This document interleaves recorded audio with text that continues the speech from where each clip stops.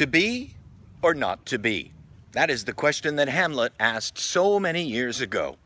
But he obviously wasn't from Montreal, because in Montreal everyone asks only one question: to see or not to see? As in, go get a centerman. And how long has it been? About 2 decades since the Canadiens had a centerman that was of a one quality, like Pierre Turgeon. Well, the time is now, and everybody knows it, including Marc Bergevin. And I'll tell you what, here's the one thing I don't really get from the fan base is, how could you possibly think that the general manager of the Montreal Canadiens doesn't know that he needs a centerman? He obviously knows it. In fact, I imagine when he goes into a restaurant and the night finishes, the waiter comes up to him after and says, "Mark, please, no tip, okay? Instead, just go get us all a centerman." So I'm sure he knows. Now, how to get one? Well, 2 things have to happen, of course. You got to have trade bait. And here's where it's driving me crazy from some people that are saying that he doesn't have trade bait. Of course he has trade bait. It's called a first-round draft choice. And then after that, guess what happens the following year? You also have another first-round draft choice. And he's got some prospects. Okay, yeah, he doesn't have the best one anymore. Sergachev's gone. However, please, he got Jonathan Drouin. That's a fairly good player, who he got at a fairly good price, who's heading into the prime of his career. So I think he did okay there. So let's stop talking about trade bait. He's got enough. Here's the one thing that he does have that a lot of other guys don't have, and no one's talking about it. It's not that he has $8.5 million. It's that a lot of competing teams do not have $8.5 million.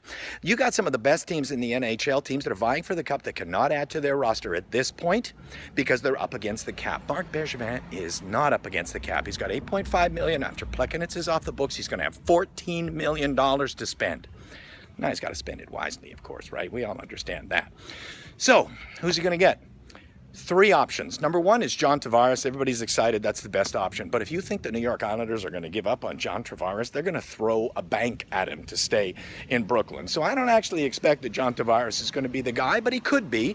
And if he is, if they can't come to an agreement or John doesn't want to play there anymore, Montreal is an excellent option for him. It's a high-quality team, near a good destination. And he's got friends here as well that he likes, people that he could hang out with. That also plays into it.